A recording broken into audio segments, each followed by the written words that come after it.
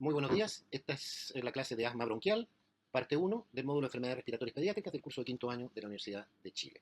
Soy el doctor Jorge McKenney y soy parte del equipo de respiratorio de nuestras 5 sedes.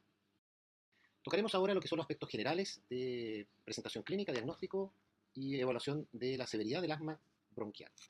¿Qué se considera asma? Asma es una condición heterogénea caracterizada por inflamación crónica de las vías aéreas responsable de la presencia de los síntomas respiratorios de tos, sibilancia, disnea y opresión torácica que vienen en forma recurrente, varían en intensidad en el tiempo y están asociadas a una limitación obstructiva del flujo, que es variable y generalmente reversible. Todas estas condiciones clínicas evaluables dan cuenta de esta enfermedad. Importantísimo que quede en el concepto que este es un estado o una condición clínica cuya base es la inflamación crónica de las vías aéreas. ¿Cómo se presenta en el mundo hoy el asma y en nuestro país? El asma tiene una prevalencia heterogénea en el mundo, medida por diferentes medidas. Esta es la medida de Isaac, una encuesta hecha a padres de 6 a 7 años, de niños de 6 a 7 años, y a adolescentes en forma directa. Y observamos niveles de prevalencia que son variables, algunos muy bajas, como en algunos países de Asia, y otros significativamente elevados, como algunos países de Europa, y en Latinoamérica, algunos países como Brasil, Perú, y intermedia, como en el caso de Chile. Se estima que alrededor del 10% de la población tiene de la población infantil, de la población general, el 6%, con al menos 180.000 muertes por año debido a esta patología. Así que esta es una condición que requiere una observación, es la patología crónica no transmisible más frecuente de la infancia y por lo tanto debemos tomarla en consideración y tener una muy buena evaluación. Esta condición clínica es más frecuente en los niños que en el adulto y tiene un espectro muy amplio en la edad pediátrica de diferentes formas y presentaciones. Y con el tiempo se ha podido observar que hay un aumento de esta incidencia. Observamos aquí en 30 años la más que duplicación de los síntomas de asma en escolares de Aberdeen. La base fisiopatológica de esta condición, bueno, hay dos formas básicas que intervienen o son parte del asma. El asma alérgica al lado izquierdo y el asma no alérgica al lado derecho. Bajo una susceptibilidad genética, los sujetos alérgicos son capaces de reconocer alergenos y estos alergenos se presentados por las células presentadoras de antígenos y a células especiales, dendríticas y las células de nuestro sistema inmune, las cuales van a derivar, dado esta predisposición genética, a un sistema TH2 y la formación de células de memoria que van a generar anticuerpos específicos para este alergeno, las cuales van a ser depositados en las células del sistema respiratorio, eosinófilos, mastocitos, etc.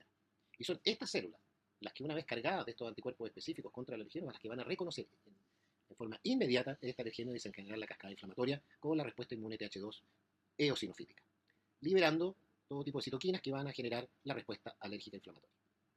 En el caso de asmas no alérgicas, derivadas por irritantes como son los contaminantes ambientales, agentes microbiológicos, glicopéptidos, etc., van a generar daño epitelial, el cual mediante células natural killer van a desencadenar respuesta que no es TH2, sino que una respuesta inflamatoria gatillada por un sistema inmune que no es alérgico, derivando a su vez en respuesta del llamado por el sistema inmune de células que son altamente inflamatorias, como son también los eosinófilos.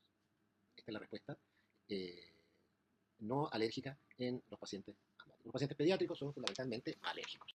¿Y cuál es la consecuencia anatomopatológica? En una vía aérea normal, con lumen, con un epitelio, con un músculo liso y con glándulas normales, en el caso del paciente con condición asmática, en que hay una condición inflamatoria, ya el músculo liso va a estar contraído, va a haber una hipersecreción de estas glándulas y células mucosas, y a su vez va a haber aumento del grosor de la membrana basal, aumento del grosor de la mucosa, y por lo tanto la vía aérea se va a ver claramente estrechada de forma intraluminal por secreciones y por contracción y estructura de la vía aérea por inflamación y contractura del músculo liso, los cuales van a determinar este laboratorio donde observaremos hiperplasia de las glándulas mucosas, edema de la vía aérea, contracción e hipertrofia del músculo liso, infiltrados celulares eosinofílicos y neutrofílicos, engrosamiento de la membrana basal, descarga de secreciones mucosas y descamación del epitelio, especialmente en las condiciones de crisis aguda, lo que determina la obstrucción variable e importante de la vía aérea en algunas condiciones clínicas extremas, digamos como son las exacerbaciones agudas asmáticas. Y esta condición, este fenómeno inflamatorio, es un fenómeno crónico. Esta vía aérea, como observamos en este diagrama, observamos varios aspectos. Uno, que la condición inflamatoria es persistente y crónica y que está muchas veces por debajo de la percepción de síntomas.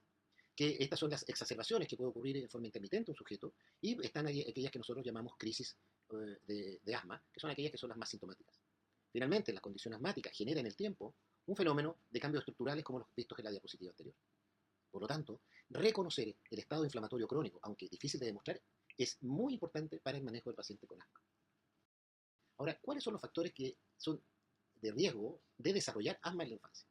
Aquí tenemos una lista de factores predisponentes, de los más importantes es la predisposición genética, la atopia, el género, fundamentalmente el masculino, en el niño preadolescente, del género femenino de la pubertad en hacia adelante, la hiperreactividad de la vía aérea y algunas etnias o razas.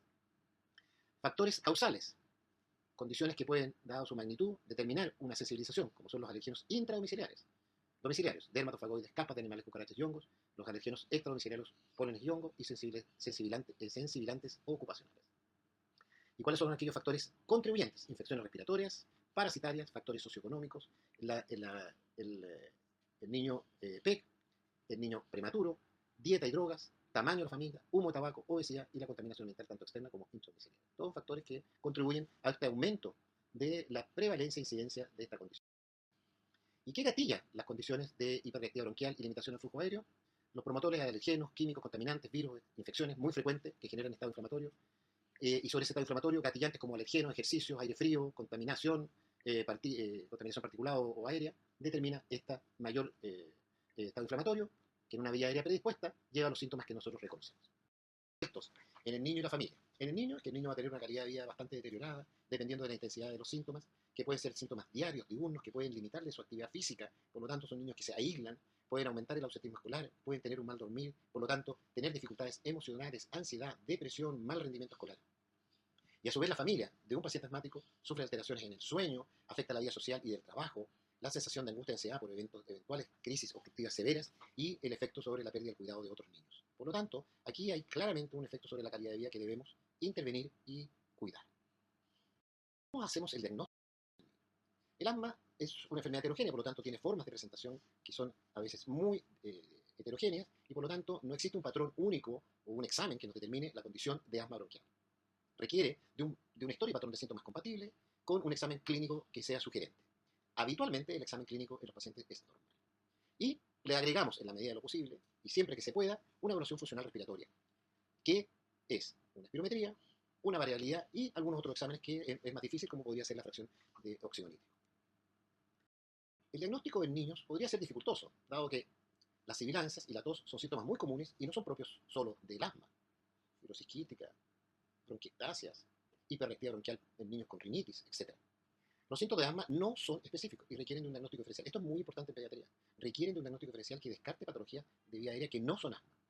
Y muchos pacientes además toleran los síntomas más leves y no se consideran patológicos. Por lo tanto, se acostumbran, lo que es llamado en pacientes crónicos o síntomas crónicos, al existir. Y además, muchas veces el examen clínico resulta absolutamente normal. Por lo tanto, es fundamental una anamnesis detallada que determine la variabilidad y la evolución en el tiempo y el gatillo de estos síntomas respiratorios. Tos, cómo se presenta en la mañana, en la madrugada, con el ejercicio asociado a irritantes, lo mismo que las sibilancias. La misma disnea, que es tan amplia, podría no ser, ninguno de estos síntomas son específicos. La sensación de pecho apretado. Estos síntomas pueden empeorar durante la noche o después de ponerse gatillantes. Los resfríos duran habitualmente mucho tiempo y hay historia familiar de atopia o historia familiar de asma. Y si podemos saber o reconocer respuesta broncodilatador, podemos acercarnos a un diagnóstico clínico más seguro. Más aún si en la condición clínica del paciente viene obstruido y hacemos una prueba de broncodilatadores donde estos síntomas tienden, o estos signos clínicos tienden a desaparecer. Y reconocer aquellos gatillantes como alergenos intradomiciliarios y todas las condiciones ambientales por las cuales debemos preguntar: el ejercicio, las infecciones virales, el humo, la contaminación, los cambios de temperatura, el estrés, etc. Ahora, ¿cómo podríamos ordenar este diagnóstico? Tenemos una historia clínica y una exploración clínica compatible. Y esta, si el sujeto es capaz de realizar una prueba broncodilatadora en un lugar estandarizado y obtenemos un patrón obstructivo, o sea que la relación BEF1, capacidad vital, antiguamente llamado TIFNO, está disminuida según la edad del paciente, podemos decir que ese paciente, si tenemos un patrón obstructivo y a la vez se le somete a una prueba broncodilatadora con respuesta positiva, que es aumento de BEF1 más de un 12%, en la prueba broncodilatadora con 400 microgramos de salbutamol, podemos decir que nuestro diagnóstico es seguro y es asma bronquial. Sin embargo, si no tenemos un diagnóstico de obstrucción de la vía aérea y el test de provocación digamos, de broncodilatación es negativo, y nuestros síntomas son muy sugerentes, debemos realizar una prueba de provocación con metacolina o ejercicio. Si es positiva, el diagnóstico será asma bronquial. Si es negativa, tendremos que evaluar el diagnóstico diferencial de otras patologías. Y si no tenemos disponibilidad, francamente, no podemos realizar una broncoscopía, perdón, una prueba broncodilatadora y el paciente es altamente sugerente, yo le agregaría aquí una radiografía de tórax normal, deberíamos hacer una prueba por 6 a 10 semanas y ver la respuesta a los síntomas que estamos evaluando. ¿Qué consideramos el patrón de oro? Es en un paciente obstructivo, que es el TIFNO, el BEF1 partido por capacidad vital, menor al 85-90%, o bajo el percentil 5, o bajo una desviación estándar, como el patrón obstructivo sugerente de esta patología y asociado o no a disminución del BEF1. Y el cambio, en el caso del BEF1, de más de un 12%, igual o más de un 12%, es el patrón de oro para definir broncodilatación. Hecho que muchas veces no lo encontramos y debemos observar durante el tiempo de tratamiento una respuesta o cambio o aumento en el BEF1 de los pacientes. En el caso que no contemos con un podemos realizar la medición del flujo pico en pacientes sobre los 5 o 6 años, donde podemos observar la variabilidad durante 2 semanas. Si esta es más de un 20%, más de 3 días a la semana, es altamente sugerente de un cuadro asmático. ¿Cuándo debemos hacer una evaluación funcional? Todas las veces que podamos, en el momento del diagnóstico, previo al inicio del tratamiento, y controlarla cada 3 a 6 meses hasta que esté controlado, estabilizado, y a lo menos una o dos veces, una vez al año en todos los pacientes asmáticos, en todo paciente con asma que no se controla, y antes de suspender el tratamiento. Como les comentaba, el diagnóstico diferencial es fundamental para el manejo de pacientes asmáticos. Todo paciente debería tener una radiografía de tórax normal.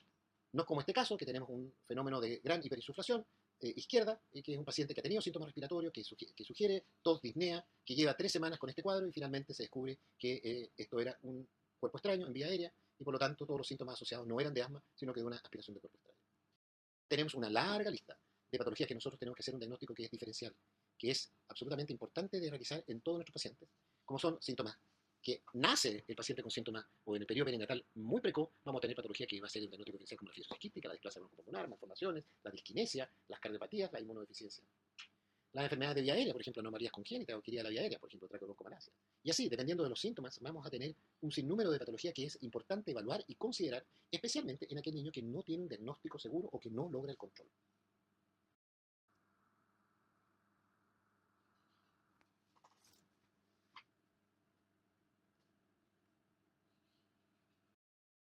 ¿Cómo clasificamos el asma?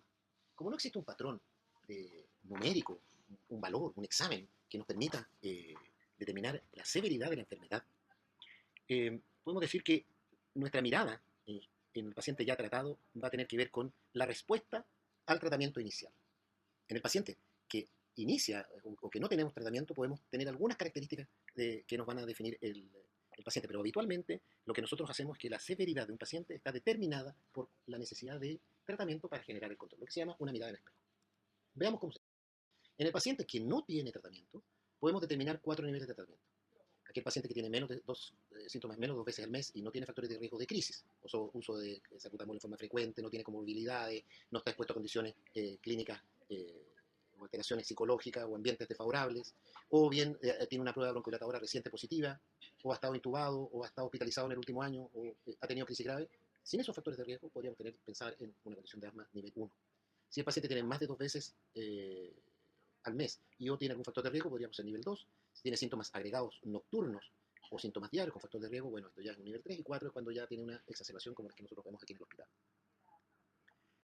¿Cómo iniciamos tratamiento?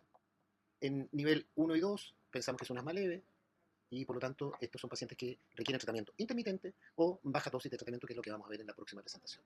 En niveles 3, tratamiento de nivel moderado, o sea, corticoides inhalados asociados generalmente a un broncodilatador de acción prolongada, en forma permanente, y en aquellos que son severos, 4 y 5, que son aquellos que requieren más de un controlador y eventualmente algún tratamiento biológico.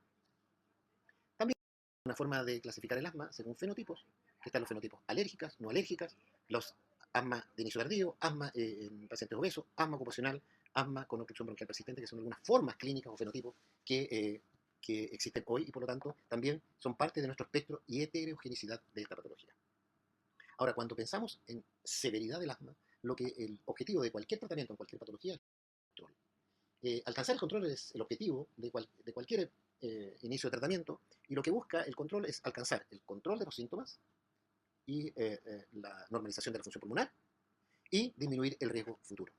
Eso nosotros llamamos control. Y sobre eso nosotros ejercemos una, una, un ciclo virtuoso en que hacemos una intervención, evaluamos el control y definimos nuevamente si seguimos o no con el mismo tratamiento, lo disminuimos o lo aumentamos, basándonos en la evaluación sistemática del control de la enfermedad. Como les comentaba, no tenemos parámetros que nos digan si el nivel de tratamiento, severidad de la enfermedad, es la que nosotros definimos. Por lo tanto, yo siempre acuño una frase muy sencilla que, en este caso, dime con qué te tratas y te diré quién eres. Eso requiere, eso sí, un médico que sepa manejar esta condición, que sea lo más honesto posible y siempre teniendo claro que hay otras cosas que pueden alterar el control de la enfermedad.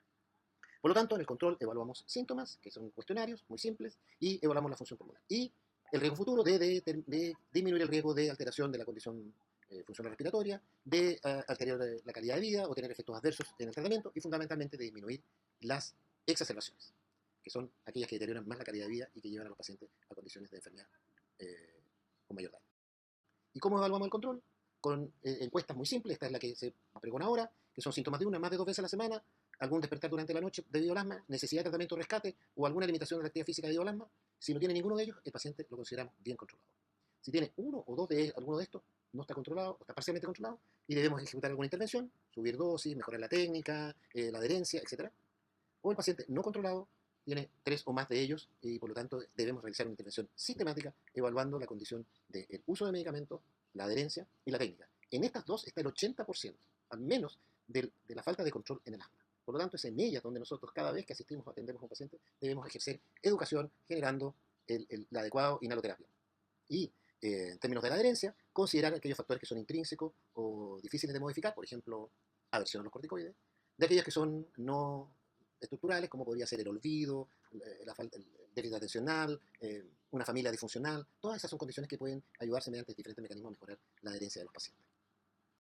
Un paciente con asma bronquial podría estar en la condición de tratamiento leve y bien controlado, control y tratamiento leve, por lo tanto tenemos un enfermo que es leve.